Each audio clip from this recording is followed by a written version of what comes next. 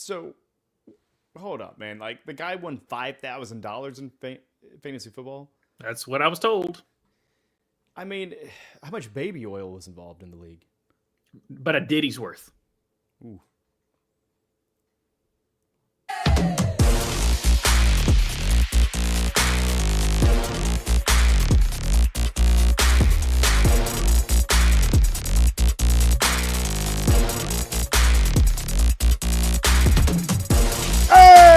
Welcome in, everybody. What's up? It's your boy Tvshka. It's a Josh. We in the building, and there is no baby oil here. No. None to be found. FBI, do not radar.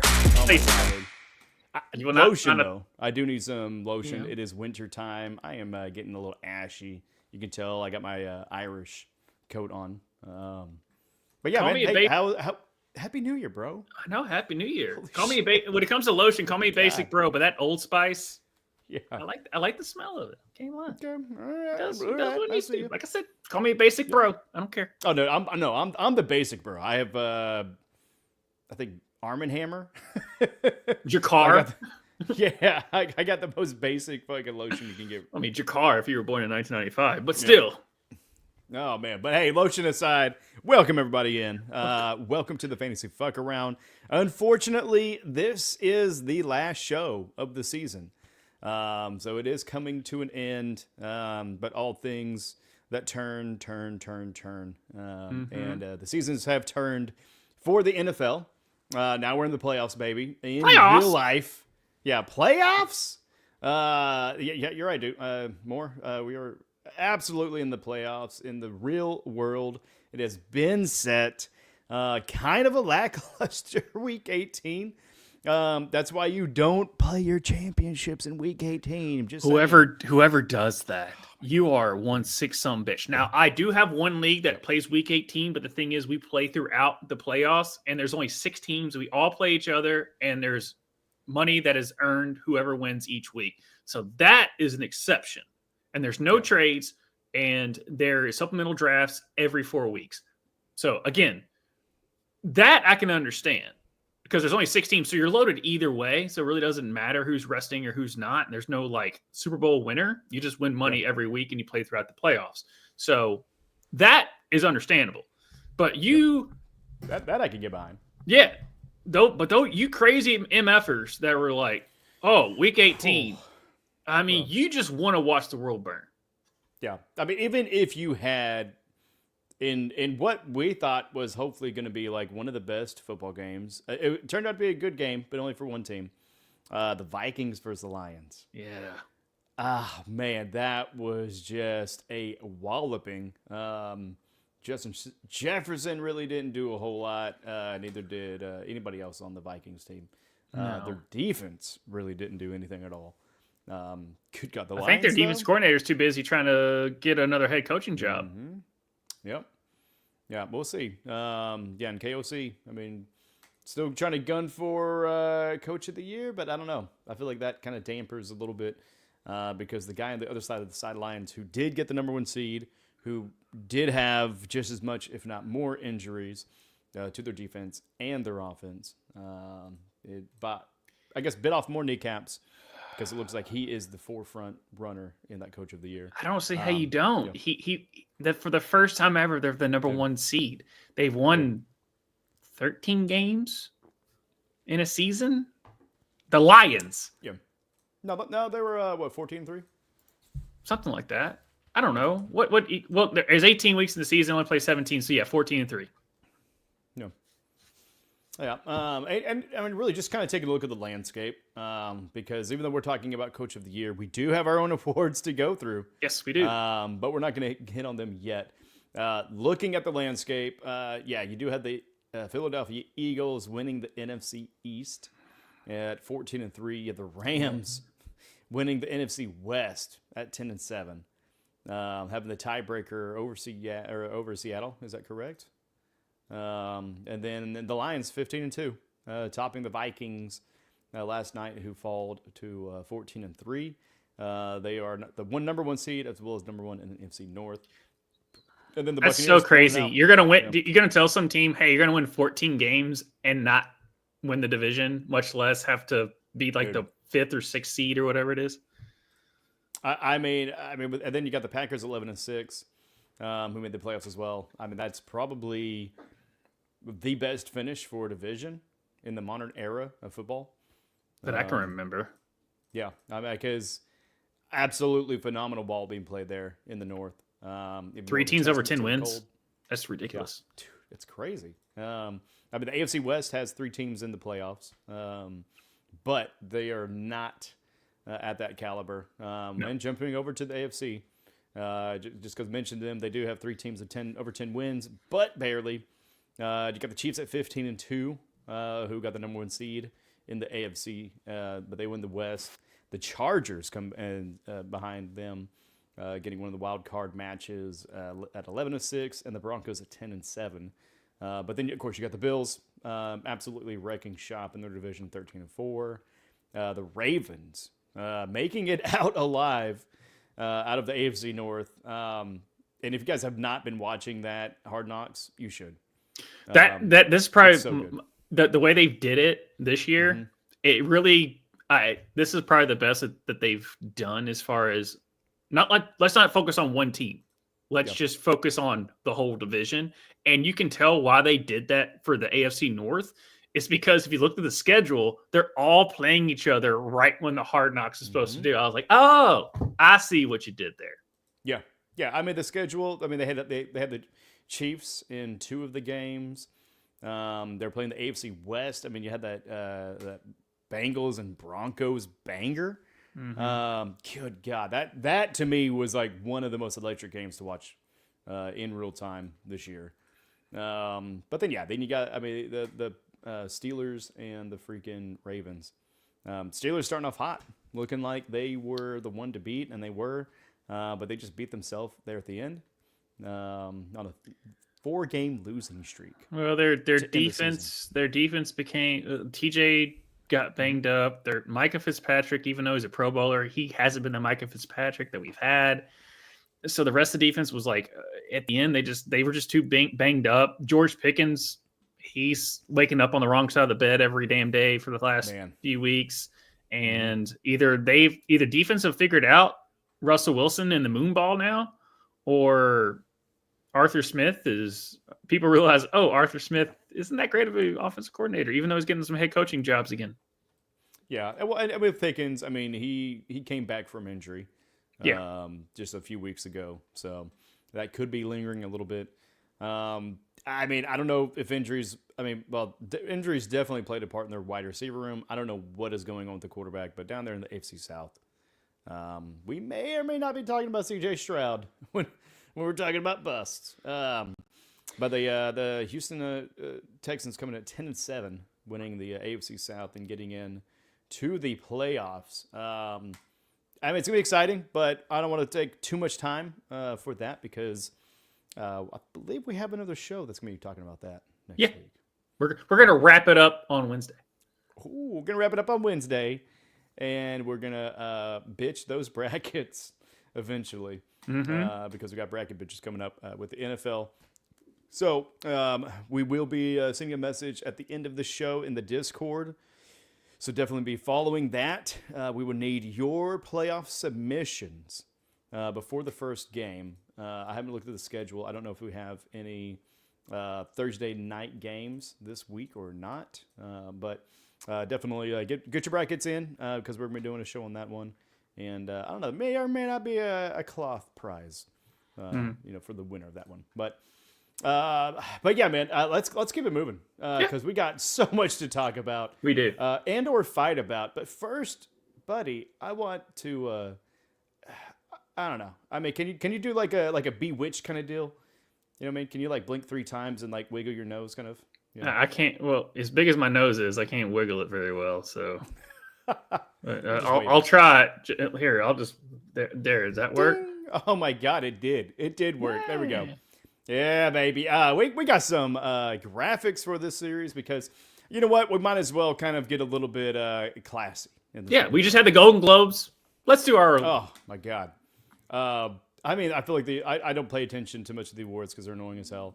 That monologue Oh, dude, she crushed it. Nikki Glazier. Shout out Nikki Glazer. Dude, so good. So good. I may listen to that again because I think I missed half of it because I laughed my ass off. But yeah. Anyways, yeah, man. So we're gonna go ahead and jump into the awards. These are the season end awards. These are to the fantasy football player, so they're not league specific. But we're gonna start off with season sleeper. Josh, who do you have as your season sleeper? So I was between a few. You know, just a few. Yeah. I was between, obviously, you're like, okay, rookies, because, we'll take a shot at this rookie, thinking, Brian Thomas. No, it's not my sleeper. You think maybe a Brock Bowers. He was drafted in the right tight end position, so he's technically not a sleeper, even though he became the number one tight end for the season. But guess what? This is the second year in a row that we had the number one tight end was a rookie. So it's not like it's a big thing. My sleeper of the year goes to a guy who plays for the Cleveland Browns and showed promise, and we would always want him to be there, and people probably threw a dart at him. That is Jerry Jeudy. So, Jerry Jeudy, you are my 2024 sleeper of the year because either you were drafted as like the 12th or 13th pick, or people just took a swing at you. Maybe picked you off of waivers because people had you dead and buried. But like, okay, he's on Cleveland. They're probably not that great, but he's been a great receiver. So I'll probably take a 13th or 14th, maybe in a 12th round pick on him. And guess what? Jerry Jeudy was that dude this year. He was Mr. Consistency for a Cleveland Browns team that was the bottom of the gutter of crap. But Jerry Jeudy did his thing, fantasy-wise. So Jerry Jeudy is my 2024 sleeper of the year.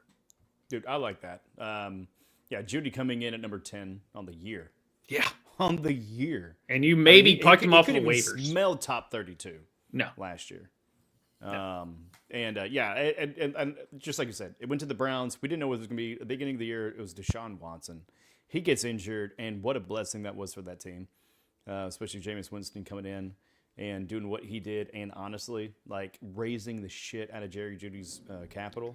Yeah, and Jerry was actually he was okay when Deshaun was there because he was the only one they were throwing to. But when they actually unfortunately got injured, and Jameis came in there, I have to say it. You give him. It's always unfortunate. You can be coy. I mean, be coy, f that dude. But anytime there's an injury and Jameis Winston comes in, he's going to throw to the other team a lot, but he's also going to throw to a receiver a lot. And Jerry Jeudy was the dude. And even when he went out and DTR is not that good is not a good quarterback, or Bailey Zappi, guess what? Jerry Jeudy was still balling out. You don't get to number 10 overall in the year with 3-4 quarterbacks and not be that good of a receiver. So that is why Jerry Jeudy is my sleeper. It's a good one, man. It is a good one. Sorry. We've got a guest that's going to be coming on here in a little bit. So all right. I was actually going to try to make some graphics for their ass. But so, yeah, Jerry Jeudy, boom. There he is. He's kind of sleepy. He looks kind of sleepy right now. My guy, and I basically kind of picked this guy because, for one, I'm all about equality, and we need a white guy to actually get an award in this. I call him a lad. Others call him Ladidi. It's McConkey. Dude. I was thinking about him there for a second, too. Oh, yeah. And how could you not? I mean, for one, it's a lot of fun to, with his name. But it's one of those things that nobody thought the Chargers were really going to do shit this year at all. We've had Herbert who they're like, he's the best quarterback that's never really shown up. And it's like, okay, cool. I mean, we hear that every fucking year. They wipe out their entire team, clean slate, based off rookie drafts and free agency, pickups as far as Gus Edwards and J.K. Dobbins from the Ravens. Then they get a new head coach as far as Harbaugh in an absolute 180. to where they're in the playoffs. Like they're still being talked about. They still have opportunity, and they still got quite a bit of health on their side. Yeah. And Ladidi is a big part of that. Coming out of Georgia, he absolutely went on a tear. Probably more so in the mid-season, but he doesn't really fall that far behind Jerry Jeudy with your guy. He's the number 23. But really from like week 8, where he had 29.10 on, he only had one bad game that was under 13 points. So he really was kind of like an end of season darling. He was a championship week hero. Oh, 29.4 points last week, week 17, when most normal people play their championships. If we're griefing you, if it feels like we're griefing you, we are. If your championship's in week 18, drop your league. Quit paying money to that. And with you on Ladidi, and the reason we're calling him Ladidi is because Keegan-Michael Key was on Rich Eisen's show, and he had him doing the substitute teacher, and like how he did the take roll or whatever. If everyone knows the skit, and he called, instead of Lad McConkey, he goes Ladidi McConkey. So, and just Ladidi just stuck out to us. So I don't know why I had to explain the joke, but that's how I am. If you watch this enough, I explain dumb jokes. It makes it so much better. Yeah. It makes it so much better when you explain it. I'm just saying. Yeah. If you think that's good, you should hear him explain movies based on the title. But no, I mean, and I like Lad because he had a lad. Yes. We also like the lasses too out there. Hey. But he's my sleeper because really most people weren't even really considering him really until like towards the end of the draft. I don't even think he got drafted. No, he did get drafted in ours. He was drafted in the Jerry. Yep. If he even drafted Jerry, he was around that because it's the rookie receivers, and the reason that people were afraid of Ladd was because he wasn't even the best receiver out of college. Brock Bowers is technically was the number 1 receiver for Georgia, and so but his route running was electric, and then he goes to a team who gets Roman, not Daryl, but Roman, who is more of a run-based offense and not pass. But you have Justin Herbert. Mm-hmm. So dude's going to find receivers. And Quentin Johnson can't catch. Might as well have Glad McConkey. Yep, and they do. And hopefully you all did in your fantasy team because these two sleepers, they definitely fit the bill. And I think that's a good one to start off. That's a good one to wake up. As far as for that first topic. Second one we're going to is MVP or MVP. So but Josh, who do you got for your season MVP? This one actually it took me a second to realize who the MVP actually was. Because I was like, you know what? Just to let y'all know my thought process. I was like, do I go quarterback? Do I go Lamar? Not really. Because if you draft Lamar, Josh, like they're fighting for the actual MVP. And then I was like, you know what? Saquon is having a career year. Derrick Henry's having a career year. Jamar Chase is having a career year. But you know what? Every single playoff that I've ever heard, you know who the team had? With Jahmyr Gibbs. Jahmyr Gibbs. Every team that I talked to, every other person I know of, they had Jahmyr Gibbs or they're going up against Jahmyr Gibbs. Yeah. That's not a coincidence. I thought we were done with sleepers. Okay. No. Jahmyr Gibbs, who was the Sonic of the Sonic and Knuckles. Dude. But he was electric all year.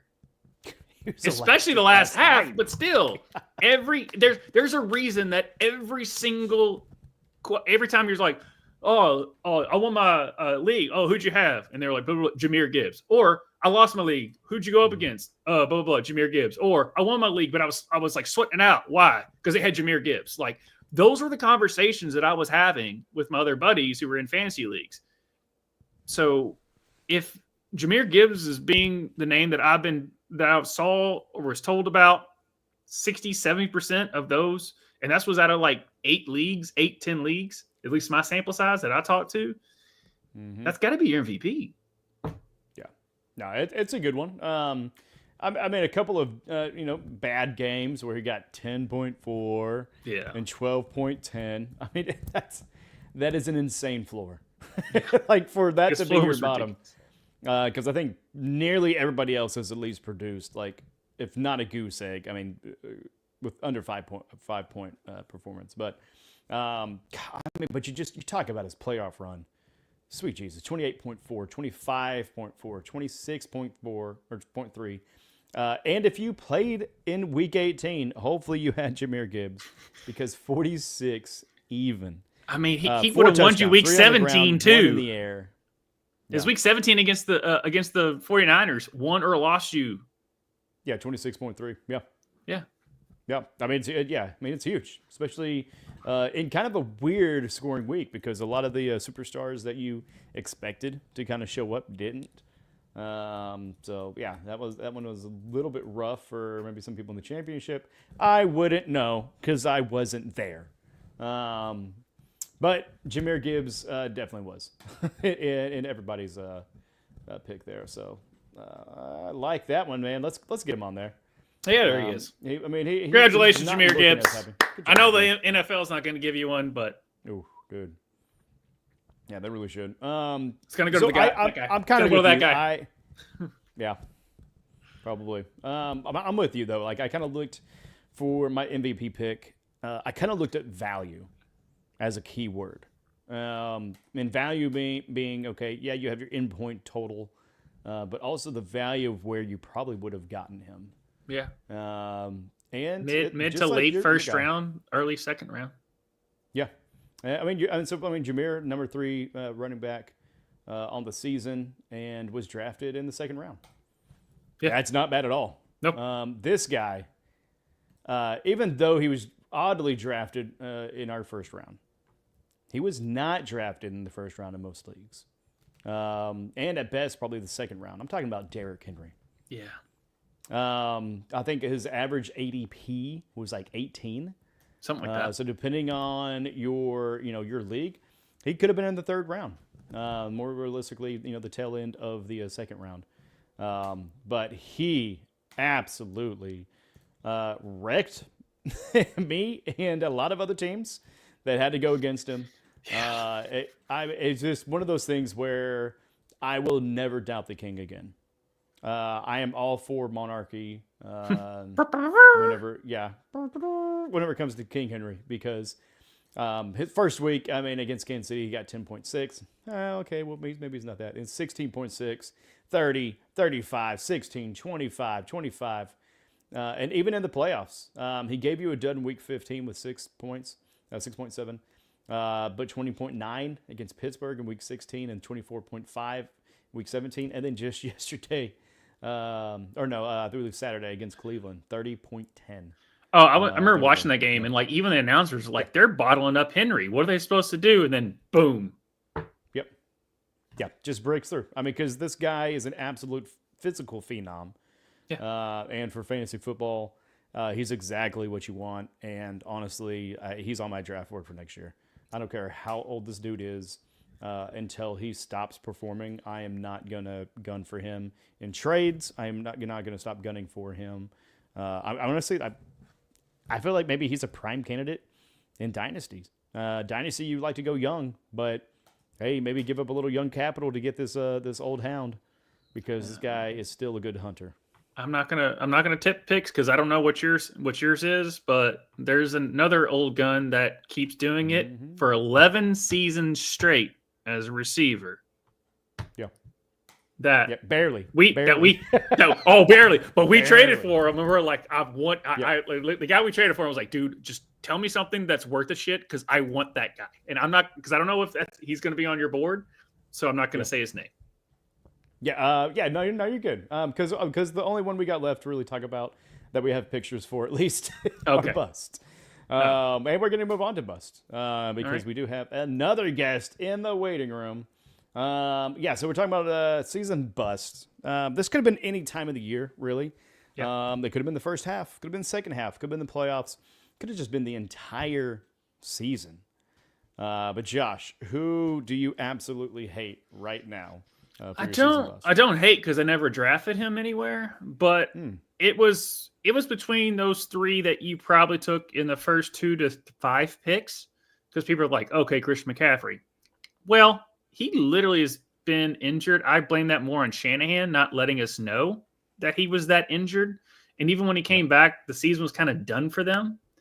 You could have said Breece Hall, but he got Aaron Rodgers and dumpster fire. That is, as I said today, there's a reason that a lot of garbage cans are painted green, right? When it comes to the Jets, my bust is Tyreek Hill because there was no reason he should have been this bad consistently all damn year. Yeah. There's just there.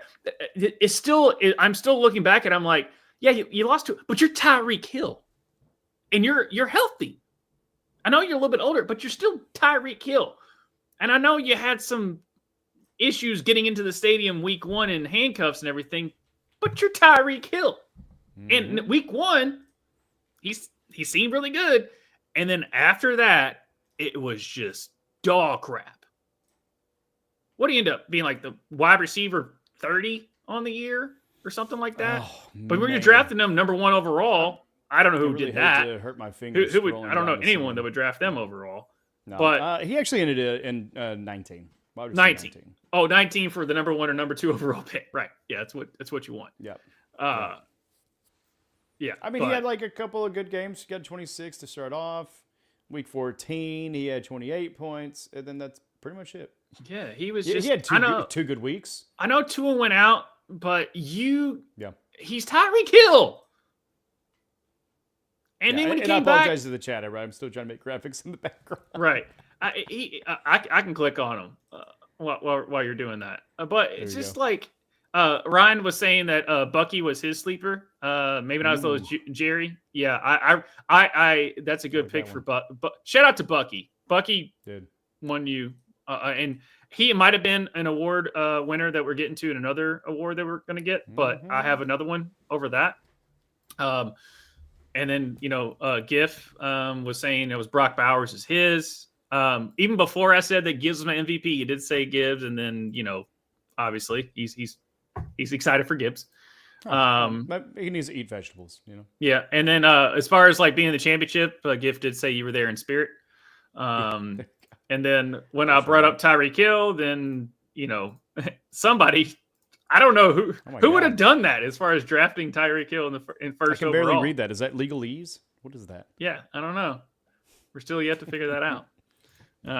As far as the comments are concerned. But yeah. Is that papyrus font? Yeah. Is that Wingdings? You're John Wingdings? Dude, such a good skit. If you guys ever watched that SNL, the font skit, as a graphic designer, it absolutely warms my heart. But I'm with you, man. Tyreek, there was so many busts in the first round of the draft, and number 1 and 2 were the biggest ones right there. And that's why I point Tyreek over CMC, because CMC's just been a shell of himself for injuries. Like he didn't even get out the gate. Tyreek, there was never of like, oh my God, he's injured. Yeah, it was just. It's even worse whenever you suck on the field. Right. It's bad enough that you're not on the field. He was just terrible. Yeah. Well, I mean, talk about somebody else that's terrible.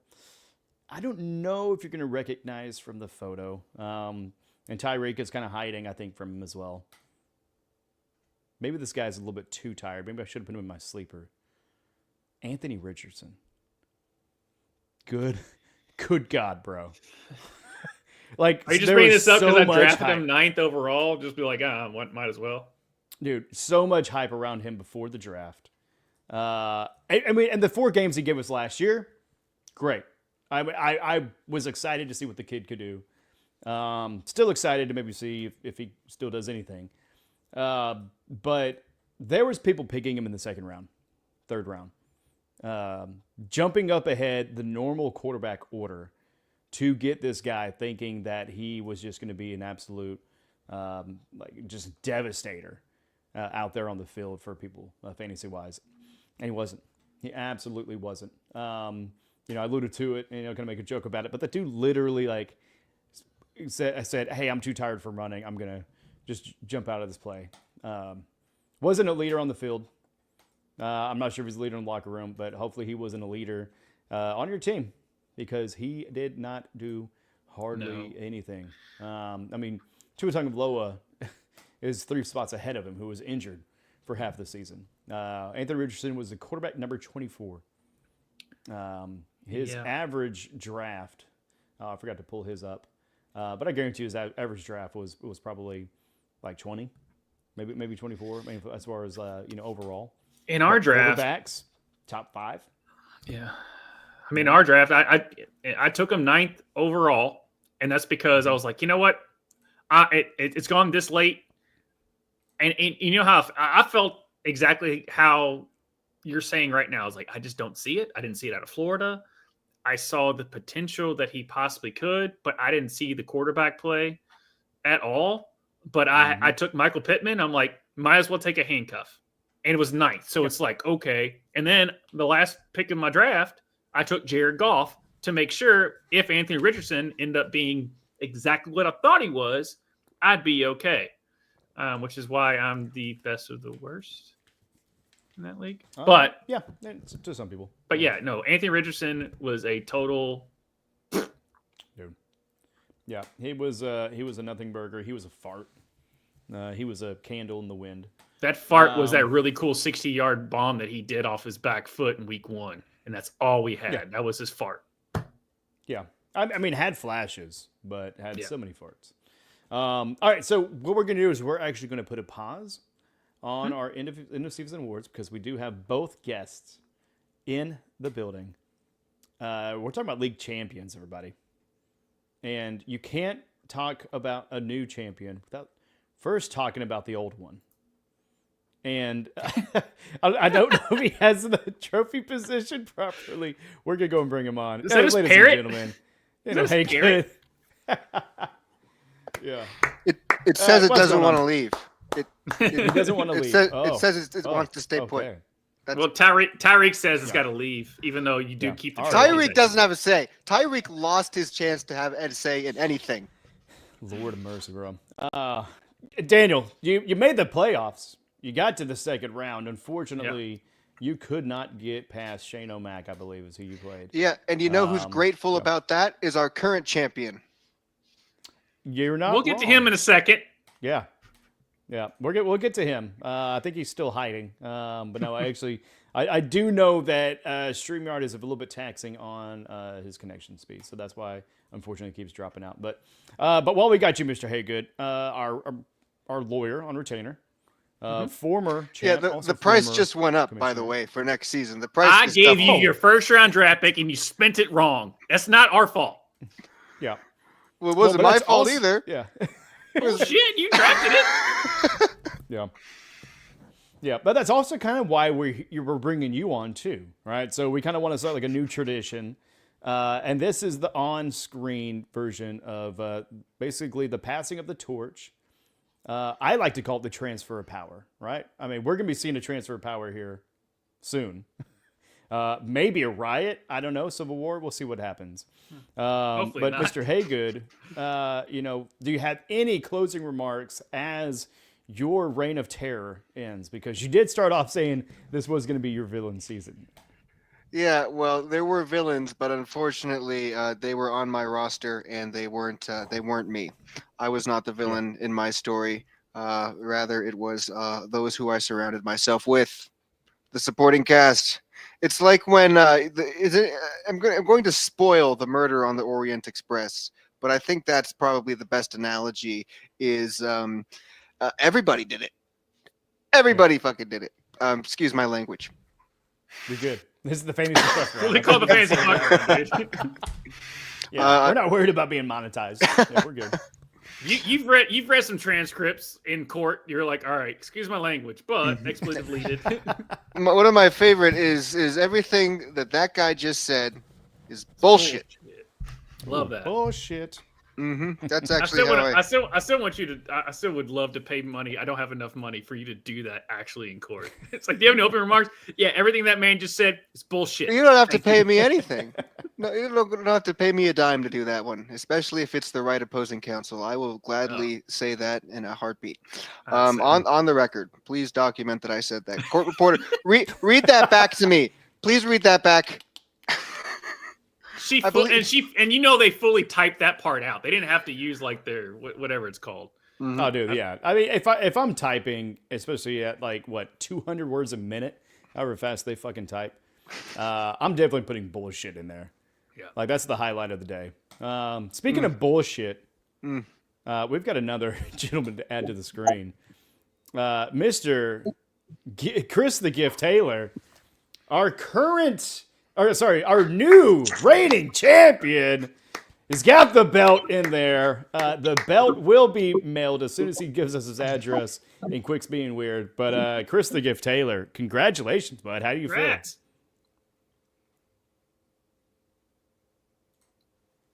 Good talk. All right.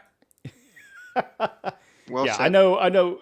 StreamYard, unfortunately, is very taxing on some people as far as the connection speed. So, well, there's the pose. I mean, the pose in the picture said everything you needed to hear. I just want the record to reflect that my trophy is heavier than the belt. Yeah. I don't know what this belt weighs, but I'm certain that my trophy is heavier. Do we actually see his face now?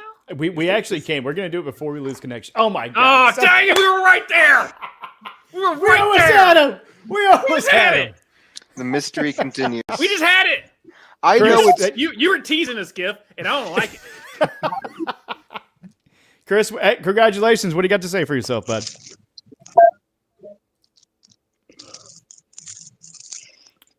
Prima y Marco dos.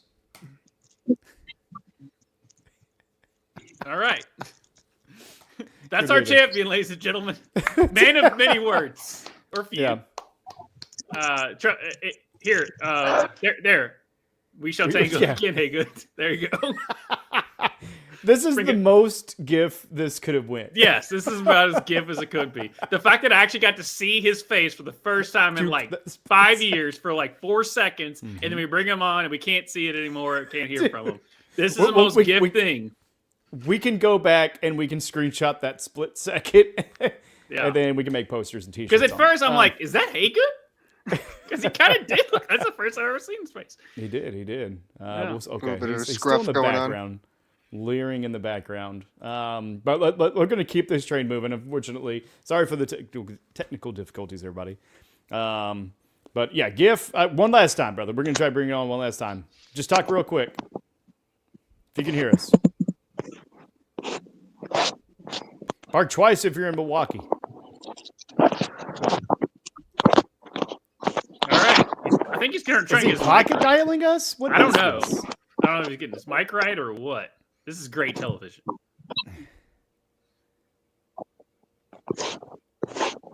GIF. All right. Sounds like he's folding. Oh, wait. He said yeah. He said yeah. Yeah. You said yeah. Go ahead. Yeah. Say something, GIF. Talk about having a captive audience. Oh man, God, this is pins and needles. This is our. Hey, guess what? Sometimes a champion doesn't need to say anything to be as good as he is. You know, maybe not. But yeah, Mr. Beglot, what's going on, man? Hopefully you did well in your playoffs. Who's going to the Super Bowl this year? This is freaking got some good ones. Who's going? It's going to be the damn Chiefs. I want the Ravens to go, and I want the Lions Make sure to go. everybody can read that. But it's the Chiefs. Oh yeah, dude. Hey, good. Daniel, you know what? You're back in. What did I say at the beginning of the season when you got Harbaugh? I said, guess what he's going to do? He's going to win. Yes, he has. He has been doing such. Yes, that's what Harbaugh does. He's a weird dude who likes to drink a lot of milk, and I think he is like a 50-something-year-old that has yet to reach to 15 because he still has that 14-year-old mentality. Like even he was on the practice field, like he was like trying to do like he was like catching balls from Justin Herbert with his gloves on in khakis because it's such a Harbaugh thing, and he like dropped the ball. He's like, oh darn it! Oh damn it! Oh damn it! Yep. I'm like, he's just Harbaugh. He loves football and milk. Mm-hmm. GIF.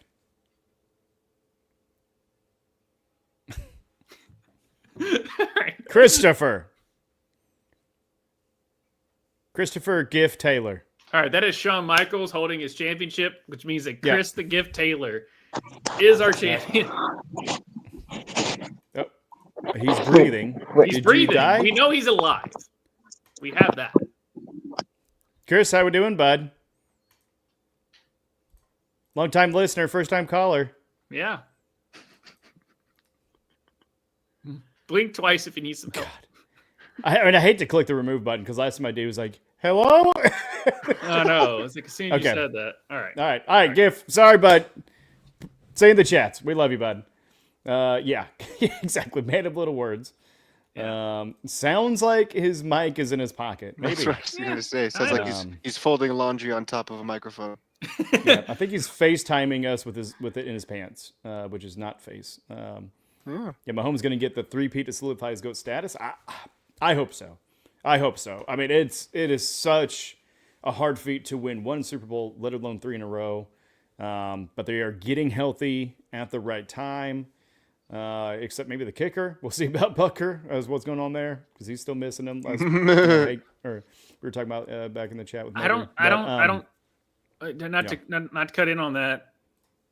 To solidify his GOAT status, it's this guy, so people can stop moving the damn goalpost. That's Lamar Jackson. Oh, cool. How many Super Bowls does he have? That's why he has to have at least 3 out of the last 4, right? No, because people keep moving the goalpost on him, and I'm tired of it. Oh, because he can't score. No, because they're like, well, he can't. Oh, coming out of college, he should be a wide receiver. Oh, he can't throw the football, and then they did throw the football. Oh, he can't do that. Let's see. Oh, now he can't win the playoffs. Let's see him win the playoffs. Now he's throwing for the first quarterback ever to throw over 4,000 yards in a season, rush for over 800 yards, throw for the first quarterback ever to throw for 40 touchdowns and less than 5 interceptions in the season. But yet we still have to see him doing the playoffs. Like, when's it going to be enough that people can just shut up and realize he's one of the best quarterbacks I've ever seen play the position, not named Patrick Mahomes? Yeah, as a Justin Herbert fan, I second everything that this man just said. You do not need a playoff win to be the greatest of all time. Nor a playoff appearance until now. No, ignore the man behind the curtain. Ignore him. No. As GOAT status is, I'm like the GOAT, but I'm saying like GOAT status of like one of the greatest to play the position is what I'm trying to get at. Is not just like, no, he has not reached Patrick Mahomes level. Heck no. Oh man, I love it. Hey, good. You got about 20 minutes. I can stick around. I'm just gonna get my McDonald's Uber Eats order ready to press as soon as we are done. Do it. Yeah. Well, don't be too premature with that. As Josh was maybe premature with his take. Yeah. What was that? I didn't know how to spell ejaculate, and didn't have enough text, so. We got premature jackals. Because as soon as I get done with mine, I do have to go to the restroom. But that is my next to do with the premature thing. Fantasy. My next team name is going to be the Premature Jackals. That is actually a pretty good one. Love it, dude. You heard it here. You heard it here first, everybody. Thank you. Thank you for honoring me with that. It's so good. But yeah, no. So I mean, these are the premature picks that maybe they just start off hot or start off late, right? A little bit cool there in the summer and warmed up as it got colder outside. But Josh, who do you have as your premature pick? My premature, and it hurts me to say, because I liked him coming in, and he's not a bust, and injuries got in the way. But my premature of start off strong and even through injury came back and just was never the same was Nico Collins. That is my premature. Was great in that first half of the season. Unfortunately, got hurt and just was never the same, especially at the production that he was doing. I mean, he seemed like a league winner. He was going to be right there in the top 5, top 10 receivers overall. CJ Stroud was on point with him. And once that injury happened, CJ Stroud fell off. Obviously, the rest of the receiving core got hurt, which, that's why we never brought up CJ Stroud as a bust, because he was just behind the 8 ball as far as his big-time receivers. But even though Nico Collins came back, he just was not the same in that first and Tvshka's going to tell me the stats, but that first 5 to 6 weeks, dude was just on fire. Yeah, no, he was great. But so, I mean, real quick, give me kind of your definition of premature. Right? Premature, I mean, is it just within the season, or yes, within season, okay. not going into the season or anything like that. My premature meaning they start off strong, and you thought, I'm good. I'm not going to trade them. There's no way I can trade them. They're solid. I like everything they're doing, but they blew their wad early. Yeah, hence the premature. Yeah. So Nico started off 17.7, 27.5, 12.6, 33.10, 15.8 points the first 5 weeks. Then he got injured. Then he was out for 5 weeks, came back 9.4, 20.2, 19.9. I mean, he did good. The only week he didn't is the week he needed him. Yeah. I mean, even week 16, he got 13 points. It was a serviceable as a, flex, which probably most people should be having him at. But I was expecting him to be a 20 dog, 15 to 20 dog every week. Yeah. But in the championship round against Baltimore, 8.9. Yeah. So he could have cost people some of them. But, yeah, no, I like that one. I'm going to go – I mean, we're talking about wide receivers. I'm going to go to the person that throws them the ball. I'm going to go Kirk Cousins. Yeah. Kirko Chains, man. I mean, that trajectory, we thought, holy shit, what is going on with Aaron Rodgers? Because Kirk Cousins came out hot out of the fucking gate. I mean, so much to where he actually still ended up on the season doing decent. But God bless America. I know a lot of people are happy that Penix is in now, but yeah, I mean, for Kirk Cousins, he had over 500 yards against Tampa. God, like twice. It's Yeah, ridiculous. I think 400 yards the other time because it was like 400 yards, but it was over 500 that first time. Yeah, and that was the one time I should have started Darnell Mooney. But anyway. Yeah, and really, it was like you had Tampa Bay. You also had, both Tampa Bay games. Yeah, that's right, because there were 2 games within 4 weeks. But it was just like, man, like he had such these peaks, and it was like, yeah, he'll do something, right? He'll do something. No, because he started off 8.2 in the first week, then 17.5, 12.10, 8.5, and then he had the 35 game, then 12, then 9, then 28, then 17, 11, 5. I mean, just meandering. And it was just those 2 spike games really just, I mean, he peaked early. Yeah. They say he peaked in high school. This guy just apparently would peak in Tampa Bay. Maybe it was just a Florida thing. Maybe it was the humidity where he played better. But, I mean, it was just, with it happening early on, you didn't know what to think about him, which also affected his wide receivers. Luckily, your running back did pretty decent at times with Bijan. Later on in the year, definitely got way. Next number 1 overall pick. Yeah. Yeah. Are you talking Bijan or Kirk Cousins? Certainly not Tyreek. Not Tyreek. Yeah. So no. Yeah. No, I would say Jameer, just based on what he's, what have you done for me lately? A lot of people are going to be putting Jameer as that number 1 spot, and I'm not going to be mad about that. But would you not say Saquon either?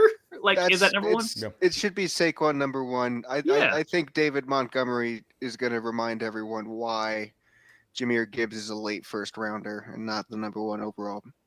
That's why I gave a eulogy when David Montgomery went out this year in football, because he deserved a eulogy this year for what the production that he did. So, I mean, Mr. Haygood, I mean, you have the floor, sir. We're talking about premature, people that may. I'm going to remove myself as he does his thing, as I said before. No, you're good. You're good. I mean, what are you thinking of? I mean, you got people like Tank Bigsby, right? You had some other, which, I mean, he did pretty decent, but he came in late. But who's somebody that you can think of that started off hot, ended up a dud? Well, did Breece Hall ever start off hot? I think Breece was just constantly bad. Man. right? Yeah, I think he was just overall bust. Yeah, I mean, Brees started off hot in my imagination, in my wildest fantasies Right. for how he would perform this season. But I think everybody who drafted him, yeah, oh was kind of hoping the gosh, same thing. yeah, no, we're not going to see Brees in the first round again next year. That's for sure. Let's see who else. Probably Tank. I mean, Tank Dell for reasons, unfortunately. You Mhm. know that are kind of outside his control. Did was something I think we were a little bit premature on. And I remember at the beginning of the season, I was on this very podcast said we should be Mhm. taking Tank Dell higher than he's being drafted, and the opposite of that turned out to be true. Yeah. Well, I mean, he really did. He did show up, but God, man, I don't know what was going on with Stroud this year. But just an absolute dumpster fire. Other than Yeah, and I makes hope it continues. I sincerely hope that the dumpster fire in Houston continues until, yeah. let's say, from 3:30 Central to about 7 p.m. Central Time next week, Oh, next Saturday. that's oddly specific. Well, Well, Yeah. as far as Wait, next wait, fantasy what's going on season, there? Are you traveling to Houston? Are you taking a trip down there? What's going on? no, I will be watching right here in this Good. lovely space you see behind me. There will be the command Sure. center. Dude, I love it. I'm cheering for all the AFC West teams. Really, not But like one over the other. All of them equal. we don't All have to play any of them teams this are week. equal. the last I time mean, the well, Chargers I made can't the cheer Super for Bowl, the Raiders. Who would you rather play in the divisional round? I guess are the Chargers your ideal matchup? Sorry if I'm hijacking Well, this conversation. ooh, I'm trying to think because I feel like the Ravens would have to lose for us to play them. I feel like the Um, Chiefs are our ideal matchup. Yeah, I mean, we'll see. But I mean, realistically, it looks like we're probably gonna play the winner of Denver and Buffalo. Really? I thought As you far guys as would in be that bye week. playing the winner of Houston and the Chargers. It just depends on the seeding. I don't know how it think, works. but- It's a big the world out there. Steelers Because playing the it Ravens reseeds is after not the Wednesday. ideal matchup for the Ravens. I know that much. Yeah. That's not what the Ravens wanted going into the playoffs. As much as the Steelers are limping in, it's still the best rivalry in the NFL is the Ravens and Steelers. And when those two teams play each other, it's a different ball game. Numbers, Ooh. numbers, baby. Mm-hmm. Yeah, that's exactly right. Was it Collins or Stroud the issue? I think it was Stroud. Unfortunately, I mean he touches the ball every single down. Yeah, he had the sophomore mean- slump. Every quarterback goes through a sophomore slump, and unfortunately with CJ Stroud this year, and for our dynasty league, I hope Language. it was a slump and he comes back better. Yeah, watch your language, Chris. Watch your fucking language. You shut your mouth when you're talking to me. Yeah, then how bad do you have to be to get benched getting paid that much? Ooh, Kirk Cousins. Yeah. A little bit of Well, Kirk Cousins. getting paid that much to get benched, so they could probably try to save some money. Man, I think the Atlanta is, for one thing, I don't think they have the right coach. I love Raheem Morris. I think he's a great defensive coordinator, but this is the second stint as a NFL head coach, and he has a way better team than their performance this year. I think they should have won that division, much less not miss the playoffs. I didn't with that roster and as good as you had. I didn't understand how they just underperformed. So. Yeah. I mean, yeah, with having basically the Buccaneers dead to rights. I mean, Yeah. having the tiebreaker on them. Yeah. Yeah, they couldn't do it. But yeah, we'll move on from premature to bloomers. One more yeah. premature. I think Isaiah Likely fits the bill here for a premature, because you remember he had a week 1 blow up, and Isaiah Likely kind of disappeared after that. Right? I mean, am I remembering this right? Isaiah? The week 1 was ridiculous. Yeah, week I one remember- getting 26.10 points. He was remember the okay fights towards to the get end of him. the season.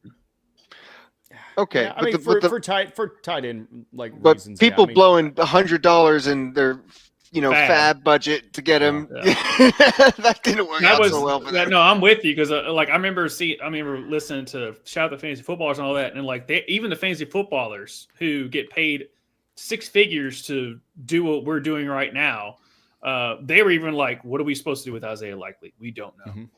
They didn't even know. He's Gabe Davis at tight end, basically. Yeah. Oh God, what great. happened? No, he's not that bad. He's a great second I remember receiver. Gabe Davis, but, Gabriel.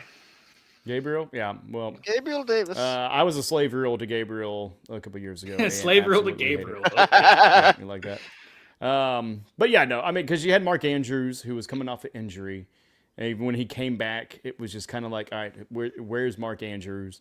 He didn't show up till late. And then Isaiah Likely was just kind of caught in the middle of that where, I mean, yeah, week 13 he had 14.8, but I mean, other than that, I mean, his best performance was week 5 against Cincinnati, 16 points, and then the 26 point. Yeah, so I mean, I kind of like that as far as, premature, starting off hot within 2 out of the first 5 weeks. But then we talked about the converse of that. We talked about people that are late bloomers, right? I mistakenly I mentioned Tank Bigsby just because I was looking at him as far as in the premature deal. But I think he's possibly a candidate for a bloomer. Plus, you got quite a bit of others. This guy may be a bloomer. We're gonna get him on screen while we still can. Hey, you're stuck. We got you. We got you, you son of a bitch. We got you. What's up, big dog? Yeah. Thank you. We're not worthy. We're not worthy. Oh shit! It's been a season, boys. Man, it's been a good season for you. Yeah. Yeah. About time. Yeah, a lot of luck. Yeah. Finally, after years of being the highest points for candidate with the most points against you, keeping you out of the championship round, you finally get in there against Shane O'Mac. You get the job done pretty well handedly. Thank you. Yeah, man. How do you feel? It feels pretty good. I mean, I don't know. This season, it was a lot of, had some good guys on my bench certain weeks, and other weeks I squeaked it out. I thought I was going to have a collapse there, especially at the championship. CD Lamb being hurt. Thanks a lot, Cowboy fan. Putting that negative energy out there. You won the league. Shut up. Don't get on me. Hey, he is the new supreme leader. I'm aware. Okay, he can choose to be a villain or he can be a benevolent god. That's entirely his choice. I gotta call it the one good cowboy, even though you won the league. Right. Well, Dowdle, you don't like Dowdle? But Dowdle was doubtful the whole day. yeah, I didn't pick him up. Doubtful. Doubtful. But then, I had him, and then of course, yeah. My bad. But then with Hurts being out the week before, I thought I was done. I thought I was.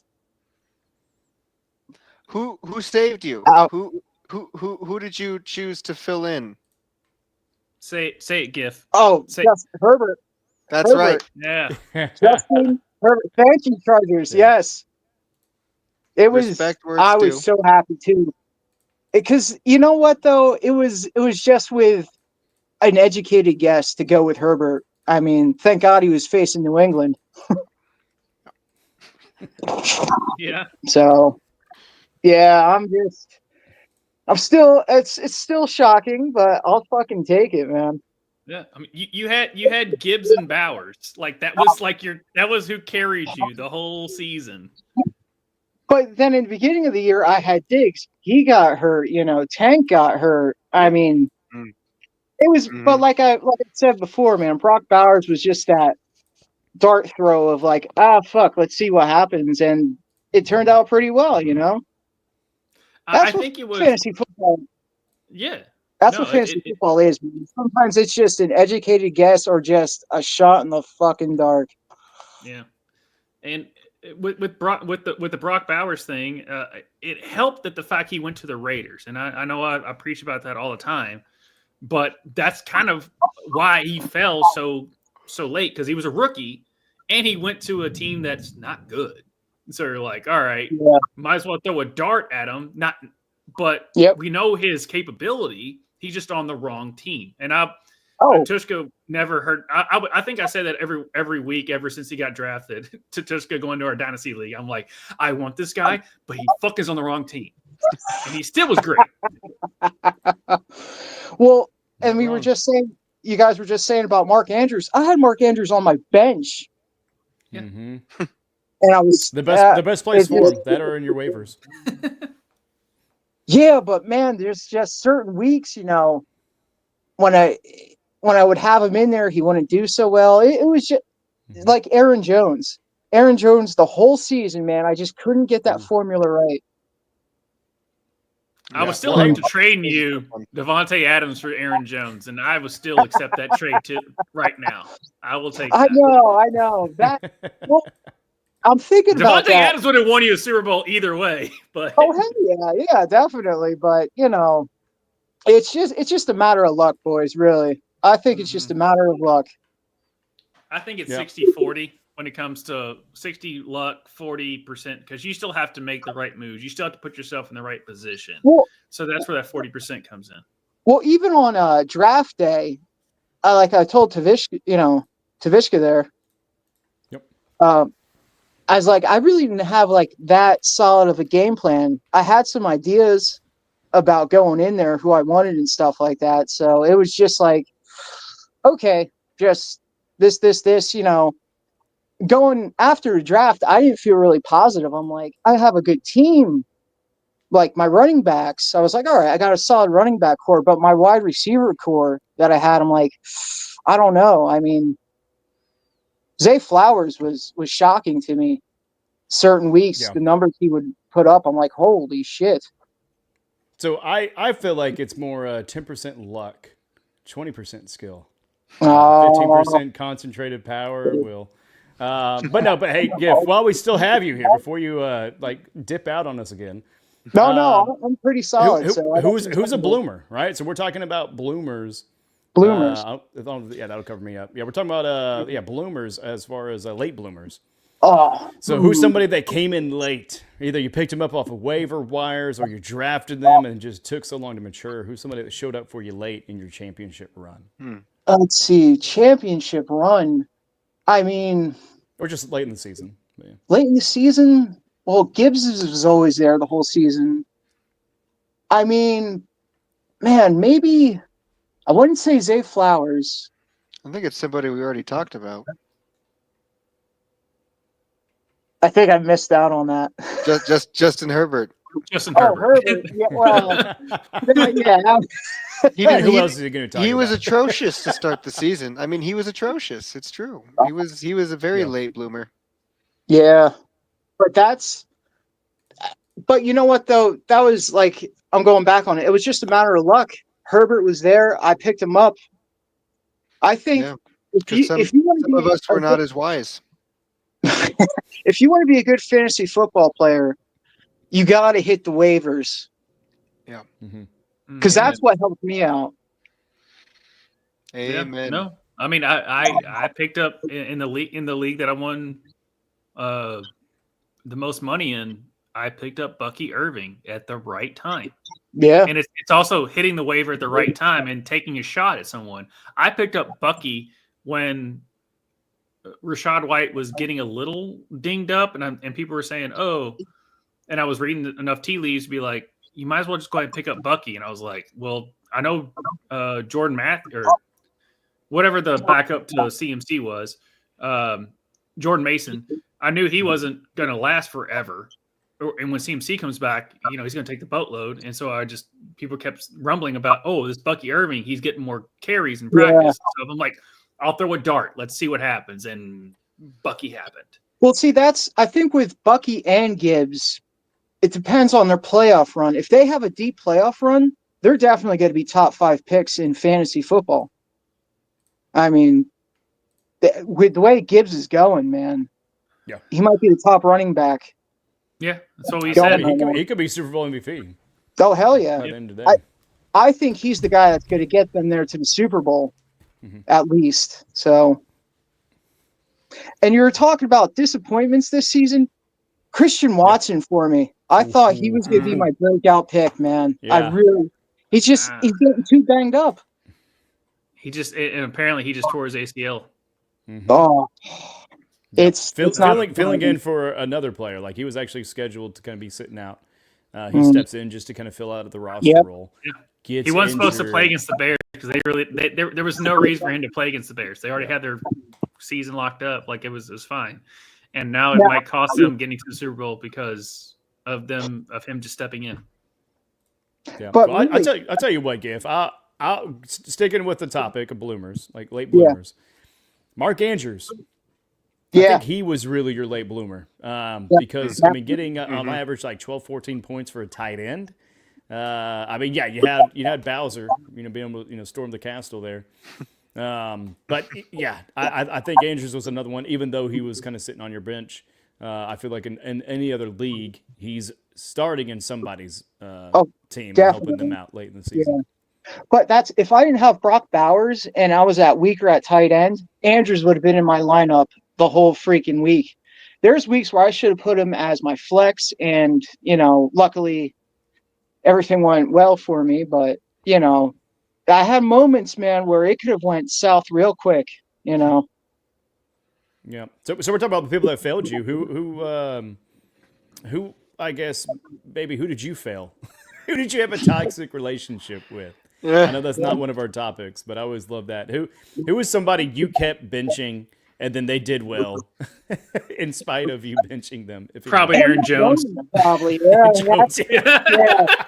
That's son of a bitch, man. I could never figure Two out. bad weeks. Get the fuck out of here. I know I points. sound like Damn it. gift Get guys, back but here. I like how I said Aaron Jones as soon as you said Aaron Jones. Yeah. No, you called it. But I mean, like with Jalen Hurts, I mean, Not really. I like the tush push because that would give me points, man. So thank you for allowing me to get Jalen Hurts. You guys didn't pick him up. I picked him up, and thank you. Yeah. Well, look, Kenny Pickett got tush pushed, okay? So let's not act like this is Twice in one twice. game. Like the second time I was like, okay, it is absolutely the play in the scheme. It is not the player. Right.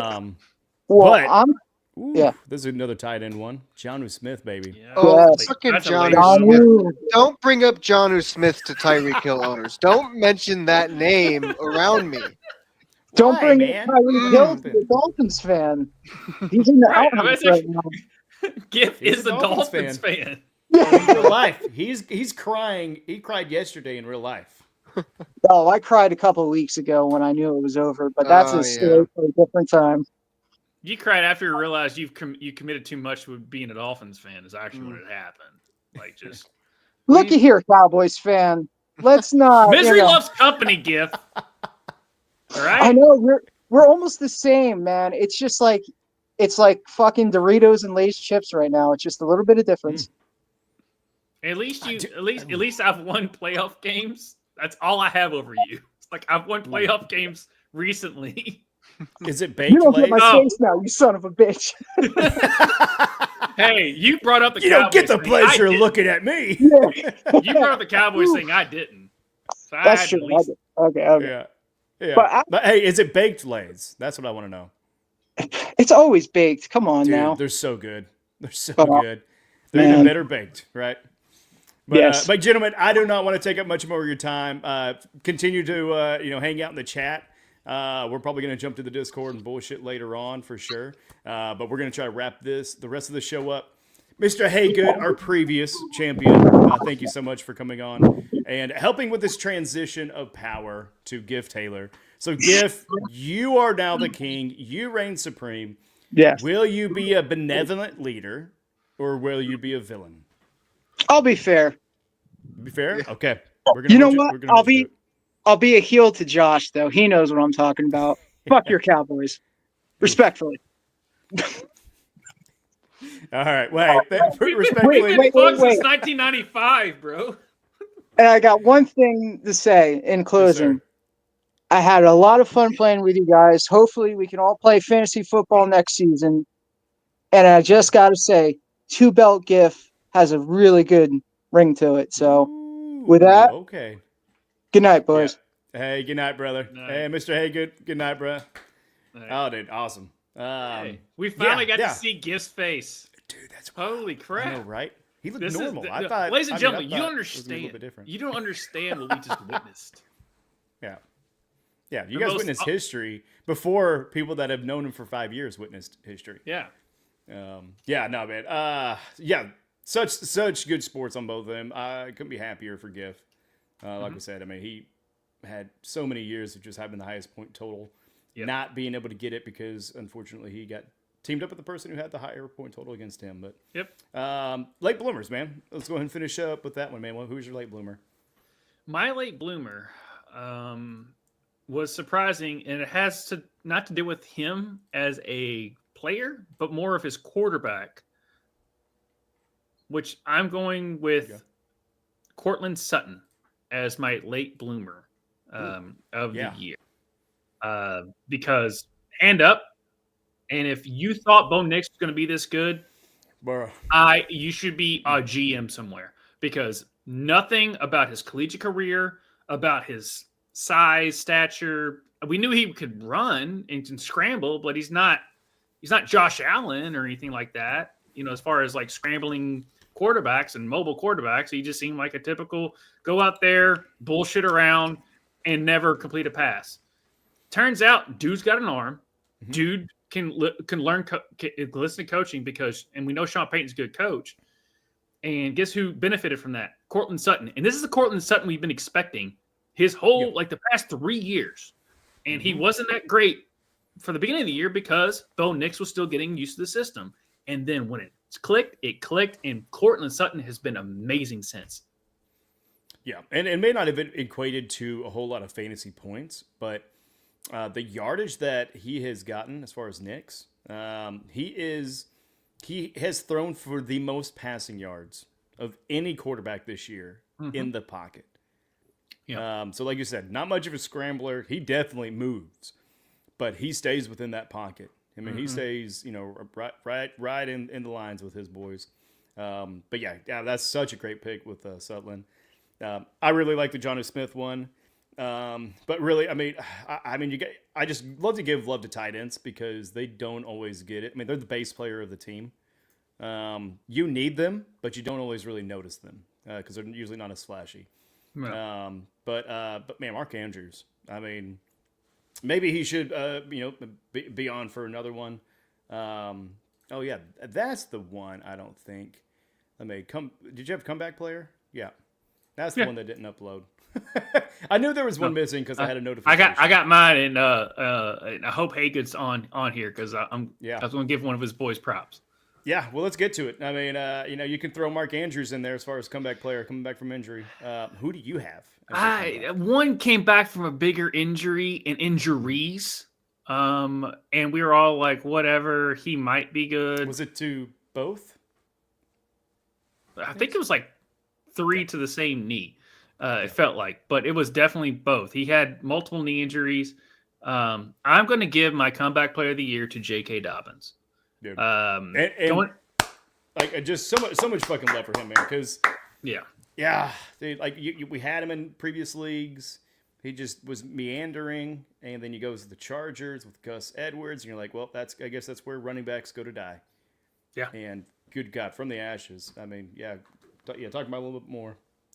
Yeah, I mean, even when he runs the ball, you can just tell that leg is just not ever going to be 100%. But the fact that he is still, because his rookie year, I mean, he was like Kenneth Walker, just like if you give him a seam, he's gone. Like he was a home run hitter as a running back, and unfortunately, he tore his ACL a couple of times, and I don't know if maybe both knees. I don't know. I just know he's tore his ACL more than once, and it's just very tough to come back from that, and especially to do fantasy value production is very tough to do after you've gone through all those injuries. And you know what? J.K. Dobbins has been awesome this year. He got he still got hurt a little bit here and there, but J.K., what he did this year, and you look at it fantasy-wise too, and this is what's a fantasy football show, not just overall what he did this year, but fantasy-wise what he did this year is just awesome. I mean, I can't talk enough about it. It was hard for me because every time I look, I'm like, I mean, in Roman's system, it could work, but they're going to stack the box because he can't. Their wide receivers aren't that great. Didn't matter. I mean, coming out the gate, J.K. was electric. He couldn't outrun anybody because he still had that He still, Dude. dude has a gimp when he runs. He does. You can just watch it. But Yeah. guess Well, what? and- It did. And that was very evident in like the first game Yeah, because I think he breaks like an 80-yard run. and he's still gonna and, outrun him. Like 10 yards left, he's like, he's like gimping there. almost like hopping. And here's why. Because he actually blew out his knee, and then the next year had a knee injury, which made him miss 8 games. And then last season in week 1, he tore his Achilles tendon. Yeah. So that's what it is. Three severe leg injuries, or lower extremity injuries in 3 years. So for him to come back, even though he did get injured there a little bit, can't remember exactly what for this year. Week 13 to 16 he didn't play, but first week 22.9, then 20.10. Couple of low spots, but then he had 18.2, 16.8, 24.5, 18.9. And then in the championship week, when he came back, 15.3. Yeah. Such You a tell great me- pick for that You one. tell me a guy who blew out his knee, tore his Achilles, and can do that afterwards in the NFL? Yeah. Dude, for real. Just I love it, man. Well, that's a good take. Let's talk about worst takes. what was your comeback player? Did you already say that? Mark Andrews. Okay. Yeah. Just making sure. Yeah. I kind of talked about it whenever GIF was on there. Okay. And then, he was a late bloomer, but he was also really my comeback.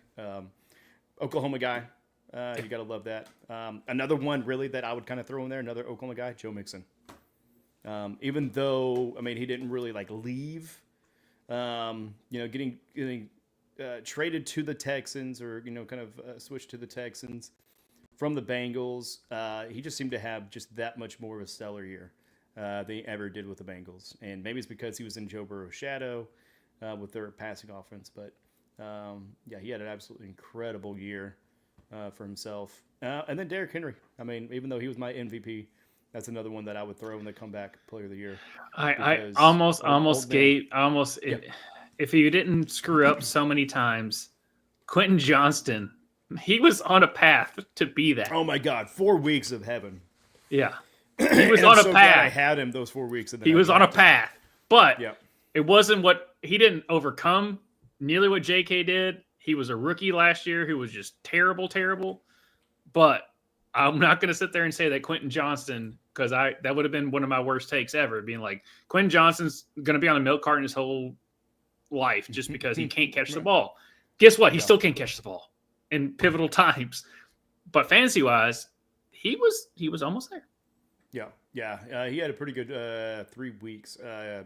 20 in week 9, he had 22, then 10.4, then 12.8, then a goose egg in 3.2, which a lot of people like myself probably dropped him.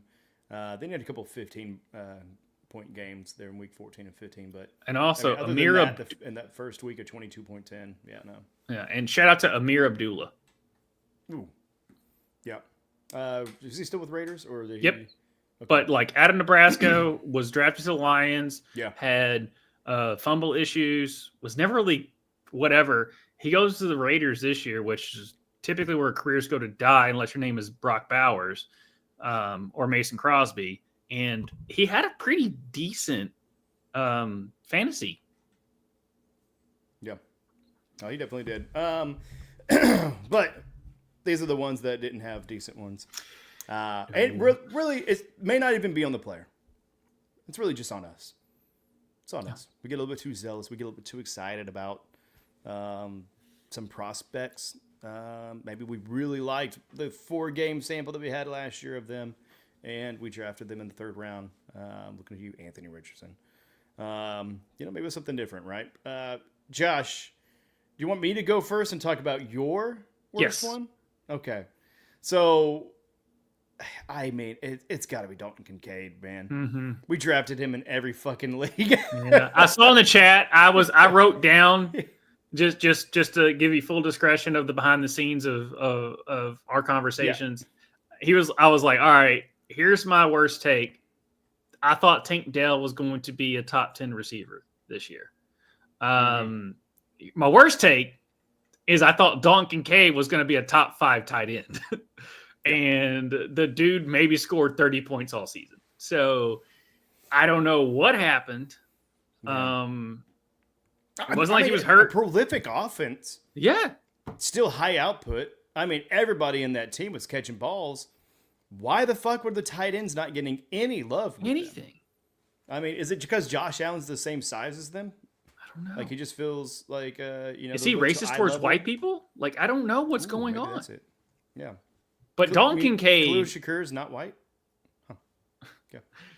I don't. You tell me. But I don't think he is.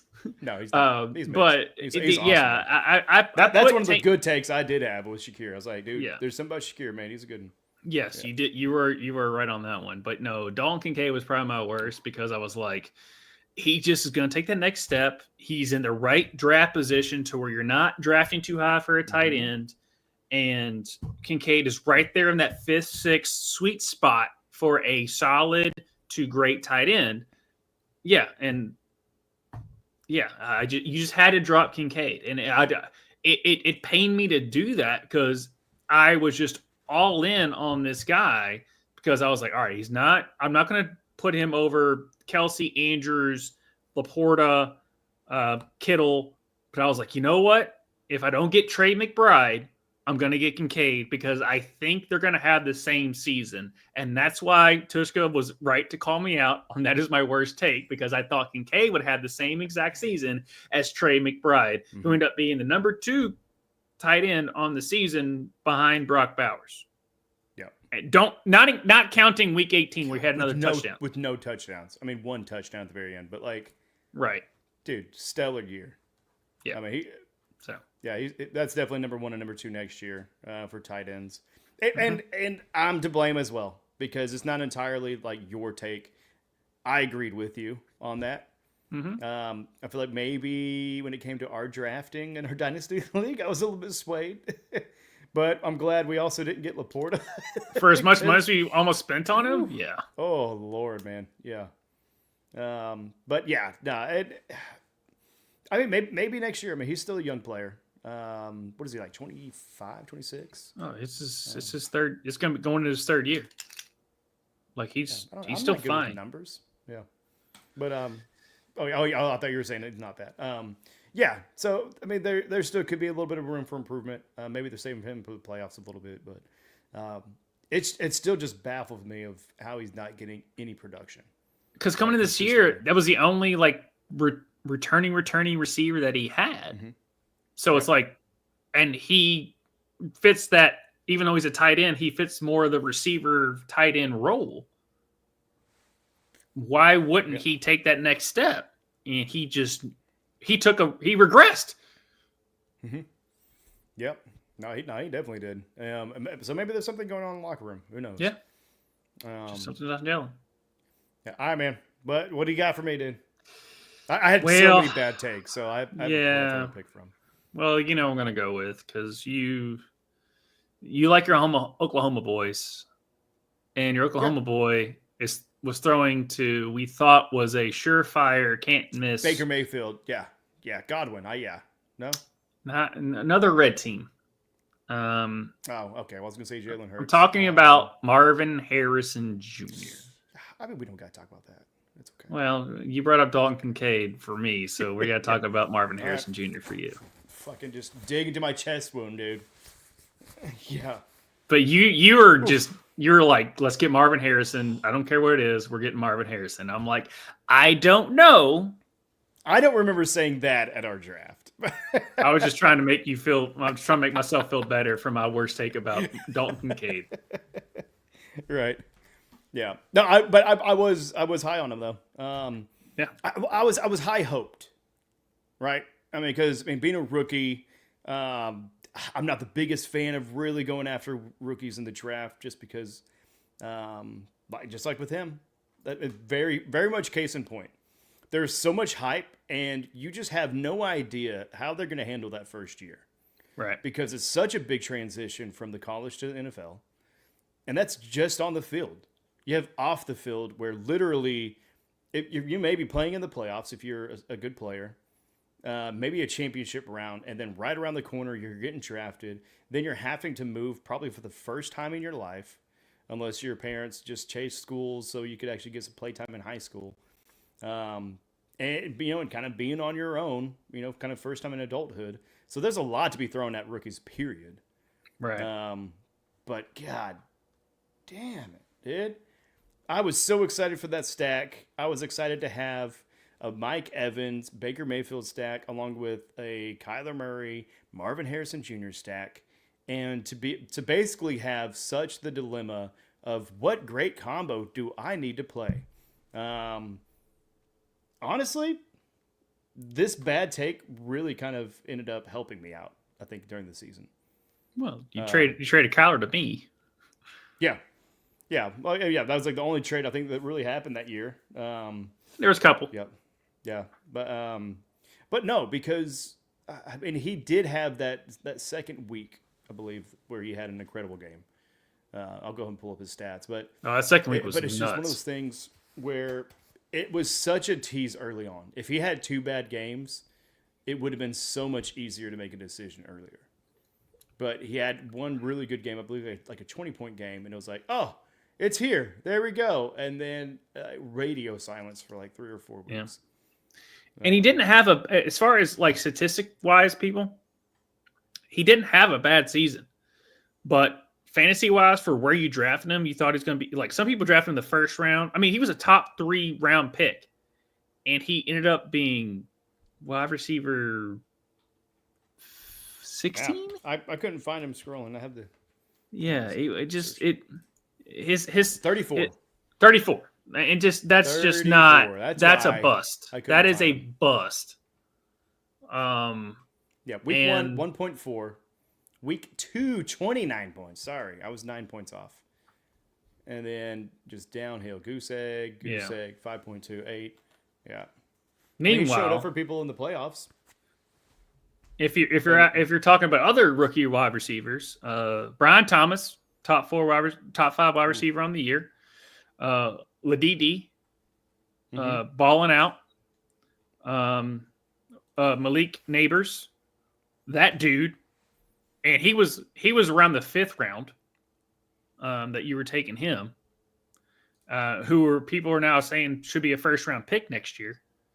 I mean, Brian Thomas could be a first round pick, but he plays for the Jags. I mean, I know we're saying Malik Neighbors, but he plays for the Giants, and they're bringing back the same people that they sucked with this year. Anyway, but we're looking at where you drafted and what you were thinking Marvin Harrison Jr. was going to do this year. Is it Kyler? Is it the organization? A mix. I think a mix of both. I don't know. Because it ain't. I don't think it's Marvin. I honestly Or don't. just Marvin. Yeah. Marvin the Martian out there on his own planet on Mars, the only inhabitant, not catching touchdowns, except for week 2. Yeah. Yeah, I mean, for Kyler, he was the number 11 quarterback overall. Yeah, no, Kyler output wise, he wasn't. But a lot of that with his legs. Yep. He running was out a there like letdown. Super Mario Brothers. With He was a star. letdown compared to what we thought it was going to be. Mm-hmm. But the fact that him and Marvin couldn't get on the same page is concerning. Because those two ain't going anywhere in Arizona. Yeah, they're not going to give up on Harrison that quick on a rookie contract. And they're not going to give him Kyler. Where else are you going to go with that? Yeah, we just re-signed. Yeah. Yeah. I mean, name of the game, bring in, like some kind of pocket passing QB from the 2000s, and then whenever your player gets injured, they're going to come through. Something like Joe Flacco. Sam I knew you were Darnold's going to say younger. Joe Flacco. That's like, that is the predictor. Flacco. There's something. But no, like Sam Darnold. I mean, you got all these other players that, I mean, the backups kind of showed out. Dobbs. I mean, the Dobstronaut, right? Or what do they ever called him? He's on San Francisco. Yeah. Josh Dobbs. Backup now. Yeah, Josh Dobbs. What do they call them? It was something like Astronaut. I don't know. Yeah. The Pastronaut? That's what it was. Pastronaut. Maybe. Yeah. Someone called him that at some point. But, yeah. I mean, Marvin Harrison on the year. 110 targets. 57 receptions. 822 yards. Not terrible. But 7 touchdowns in total. I mean, 800 and something yards in receiving. Yeah. That's what I say, 822. Man, for those history recorders, him and his dad have the same rookie statistics right around it. That doesn't mean it's going to translate into for you old farts out there. If you were and when fantasy football existed, when Marvin Harrison Sr. was a rookie, Stone and tablet, yeah. If you were drafting Marvin Harrison Sr. in the first 3 rounds, you would still be pissed about that production.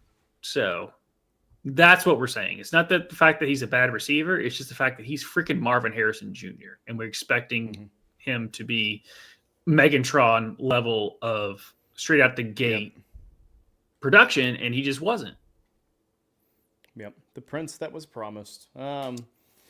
Laporta rebounded eventually, but teams were maybe 3-9 by the time you could have them used, or could have used them. Yep. And then we talked about that pre-show. Ezekiel Elliott. I know. That's just have fun with that. Don't know what it's going to do for you. I mean, hey, maybe instead of the Chargers being where running backs go to die, that's where they get reborn, right? Yeah. So, I don't know. Maybe Harbaugh's got some kind of magic potion or a whim or a elixir. I don't know. He drinks milk. It's milk. Oh, it's milk. Okay. Yeah, 2%. Mother's milk. But, the good part about us having these takes that were bad, it's not the worst take of the year. Ooh. Do tell. And that belongs to a guy who gets paid way more than we could ever think of. And his name is Stephen Che. And he works for Barstool Sports. And he came up with the worst fantasy take, at least of this year. Ooh, and you can tell me if it's worse than I can ever think. Love the setup. I have a bust. It is a guy who has had over 1,005 yards twice in 6 years. He hasn't had over 350 yards receiving in 4 years. He averaged 3.9 yards per carry last year.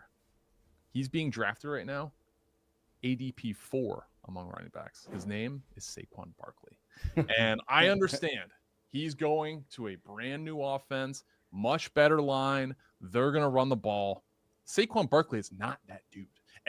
He was drafted with the 2nd overall pick, and general manager at the time, Dave Gettleman, saying we want to get a Hall of Fame guy with our 2nd pick. And New York media buzzing up Saquon. He has been great. He had a great rookie year. He's right around 2,000 all-purpose yards. He has not been that guy for years. And blame it on Daniel Jones, blame it on Brian Daboll, blame it on whoever you want. Saquon Barkley is not a relevant fantasy asset and has not been for a while. As far as 1st or 2nd round guy. This is a guy who consistently disappoints. So if you want to draft Saquon Barkley with a 1st or 2nd round pick, that is on you, because I am staying the hell away from Saquon Barkley. He is my RB 13 this year. Wow. Oh, yep. Someone take the shovel from the guy, because he just kept digging. I mean, so to start off, it was a bad take. Then he just kept getting worse. Yeah, and full discretion. When it comes to me, Tvshka and I talked about Saquon, and we talked about Derrick Henry. I don't know why I need to put his last name, because everyone knows what I'm talking about with Derrick. But I always said, Derrick and Saquon were both late 1st round picks to me. That's not a bust. Not what he was saying. Not a running back 13 or anything. We thought they were still top 10 caliber running backs, especially with the system that they're in and the teams that they were on. And the only reason I was worried about Saquon and why he fell is because the tush push. Guess what? I was right. Because you know how many touchdowns he would have without the tush push? Kenny Pickett, like you said at the beginning of the episode, during the episode, Kenny Pickett has two tush pushes. Do you know how many touchdowns Derrick Henry would have if Lamar wasn't there? Now, granted, Lamar helped Derrick Henry because the defense couldn't figure out who was going to get what ball, but it's still freaking Derrick Henry.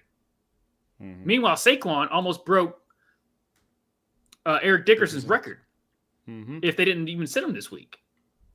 So when people sit and when Tvshka always gives me shit, he goes, "Well, what'd you say about Derrick Henry?" I was like, "I didn't think he'd be the number 4 overall pick that in our draft that someone took." But hats off to him. Yep. But that's not as bad as what he just said. Oh, no. Who thought that he would irrelevant. Be irrelevant. Irrelevant. Like, yeah. Right. I mean, again, it's one thing to just have a miss. It's another thing to go all in on that miss. Yeah. And to just keep digging and digging. Yeah. I mean, Saquon Barkley, on the year, 2005, great year. 2005 rushing yards off of 345 attempts for 13 touchdowns. Like you said, that easily you could add 10 more touchdowns to that if it wasn't for the tush push. Yeah. But that's still 3 more than his career high. Yeah. And I wanted he was my runner up for MVP, but he wasn't a league winner. He just wasn't. Jahmyr Gibbs was, and that's why Jahmyr got my MVP over Saquon. Even though what Saquon did is amazing. Yep. Yeah, you're not wrong, Ryan. He was a lot of people's dude. Yep. And he wasn't on my team, and he was my dude. I mean, I was cheering for the guy. That backwards hurdle, which we'll end with the video that had it in there. That's the thing's a legend. And I mean, I get they're going for the Super Bowl. God, it just would have been awesome to see him break that record. Yeah. I get it, like, holding people in reverence. Whenever some people slide, before breaking a record or something. I'm all for it, man. Let's see history happen now. Yeah. I'm excited to see that. But you know what else is history? It's us, dude. We're history. We're done. We're not done. We're just getting started for next year. Nope, we're done. I quit. Full crap. Until September. We're in a dynasty league. Draft. We're too committed. Yeah, we'll do the actual draft again. But that's it for the season, though, man. I mean, It's been an absolute incredible season. 2024 did not disappoint as far as just exciting weekends of football. I mean, just even as a Chiefs fan, it was my heart's been racing all season long. But man, for you, I mean, how was your season? I mean, you played in 63,000 teams this year. You won a few $1,000s, right? $2,000. Yeah, somewhere around there. Yeah. I mean, just kind of quick. I did. 2024 year. This year reminded me of why I put so much time and effort into it. And it made it worth it, obviously, but I would do it even if I won $0. I would still do it the year after that and year after that. I love fantasy football. And I love talking fantasy football on this show with you. And yes, this is my most financially successful year that I can remember. And I didn't want to be in as many leagues as I was. A couple of them were just, hey, I did that. And then it just took it, did what it needed to do. But, for being in 5.5 leagues or whatever and winning about, $2,000 or whatever that I did, I feel like I know what I'm talking about. And I feel like I know, even though it's not the same thing, I feel like this, what you're talking about. And that's why we keep doing it, because we love talking about fantasy football. But you feel vindicated, though. I do a lot. Yeah, vindicated and financially rewarded. Yeah. On top of just the reward of winning. I mean, shit. Yeah. No, it always feels good. And man, I mean, it has been an absolute pleasure doing the show with you again this year. Look forward to next year. We look forward to seeing you all next year on the Fantasy Fuck Around. We'll be back. We'll do a live stream of the actual NFL draft, just night one only. And then after that, it's mock draft season, baby. Yep. Then we're talking about, what to look for. We're, digging deep and kind of the ADP. Who are the collegiate players coming up that got drafted that may have a significant difference, whether they played for the Raiders or not. We'll see. Or the Patriots. I like that one. I like that one. Whether they play for the Raiders or not. Guess what? They still could be good if they're a generational talent as Brock Bowers. Yeah. Yeah, they can still provide for your fantasy. They can team. break through that glass if their name is Brock Bowers, because that was anyway. Yeah. But Yeah, that was a where stellar will you'll get to see our reaction when where does Ashton Genty go? Because that is the rookie. Ooh. That is the rookie offensive Yeah, that's number one. player that I am keying in on where he goes. Yeah, Travis Hunter, if he's going to be, I'm guessing we'd be playing receiver, or if not cornerback. We'll see which one he goes with. This running back class, not what quarterback I think is not a great class at all. No, But running back class, Sanders, you've got Collins. Genty, you've got Scatterbo from Arizona State. You've got a really solid core of running backs in this class. So that is what I'm keying in on, is the running backs and where they go. Yeah, awesome. Hopefully, Well, Ashton Genty just Jerry figures some shit out, get them to the Cowboys, because we need a running back. Yeah. Well, you guys are definitely going to trade the farm and trade up. But we are done for the night. We appreciate you all. Definitely follow us everywhere at Ruckus EV. Join the Discord. Click the link below. Also, if you want to be a contributor and a supporter of us, definitely check out the Patreon. That helps to go into the bills to keep the lights on here, because we got some bills due now that it's the new year. We got some bills due. But also follow everybody else. Josh, you guys are doing it this Thursday, right? You guys doing the thing, doing the wrestling thing. So doing the wrestling thing. We got Wrap It Up on Wednesdays, and then the dudes are the game dudes are going on before the Wrap It Up on Wednesdays right now. So stay tuned for all. If you're into watching us play a bunch of 30-year-olds playing a Divinity Sins original or whatever it's called, I always forget it. It's way too long of a title, but it's a D&D based role-playing game that we bitch to each other all the time about armor and shit. So Love it. join us. Watch it, everybody. We got to get out of here. We'll see you. Peace.